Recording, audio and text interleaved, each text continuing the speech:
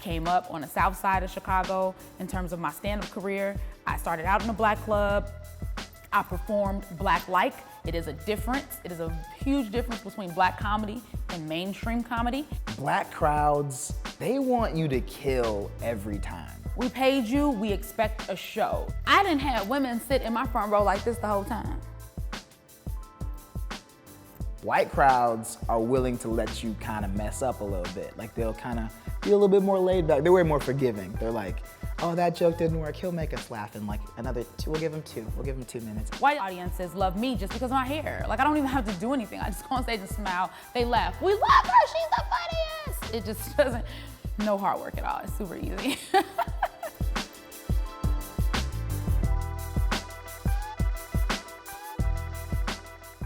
This one might have some merit to it, because I have to say, I know a lot of people and I know a lot about religions, but I do not know a lot of Black Buddhists. I would be able to discuss that with my Buddhist brother, I suppose. I have an aunt, her name is Helen. She is 85, she's been practicing Buddhism. She told me like 40 years. Yes, Black folks do practice Buddhism, they do, and it's a big deal. So actually, I'm a part of an organization called Soka Gakkai International, and there's a very big Black presence everywhere. I've been a part of chapters in Atlanta, chapters in Chicago. If you go to the temple down on I think it's 18th Street in Wabash, it's packed with nothing but Black people. I've been practicing Buddhism since the year 2000, so that's about 16 years. I practice Buddhism, especially after I saw what's love got to do with it. I was like, Tina, life is better. I gotta get my life better.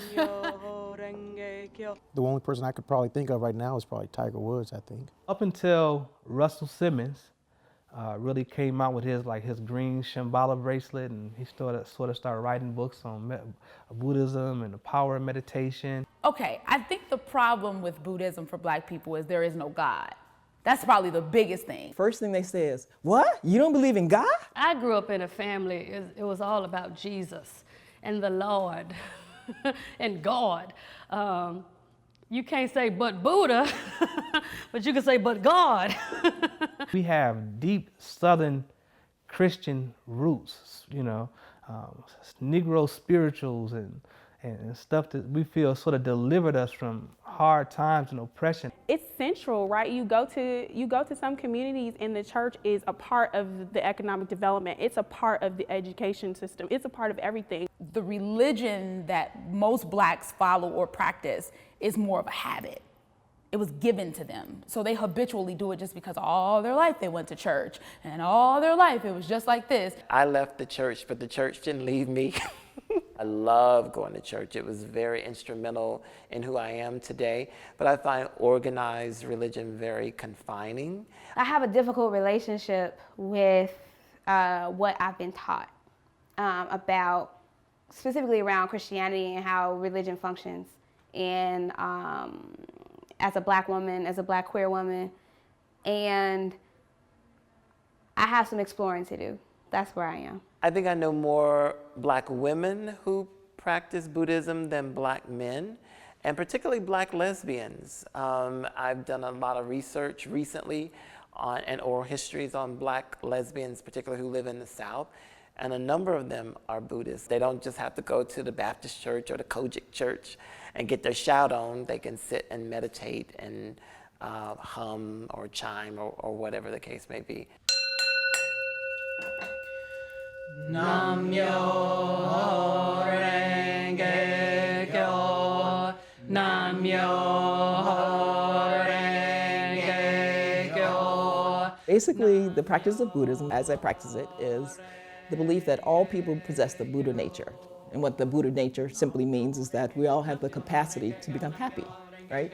We're born with this. It's not something outside of ourselves, it's something inside of ourselves. I practice Nichiren Buddhism. We chant a phrase called Nam Myoho Renge Kyo. Chanting is a way to get in touch with or be in rhythm with the universe, right?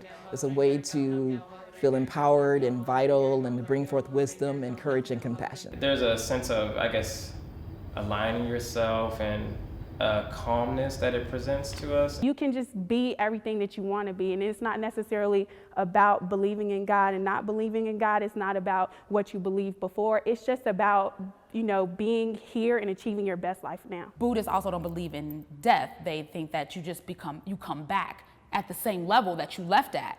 So, for example, if you look at somebody like an Oprah or Will Smith or Beyonce, right, and where they're, well, not even a Beyonce, because she's just successful, but if you look at somebody like a Will Smith in the way that he thinks, and an Oprah in the way that she thinks, it's believed by Buddhists that they've had several other lifetimes to acquire such knowledge, and that's why they're so successful in this life. I think there's been a large segment of Black people who have found other avenues to worship and to find balance and purpose.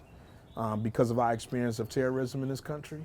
We have a heart in this life, we have a heart in this country, we have a heart in this world, right? So we struggle. So this practice is simply a way for us to overcome these struggles on a daily basis and ultimately, individually and collectively, advance ourselves, develop ourselves.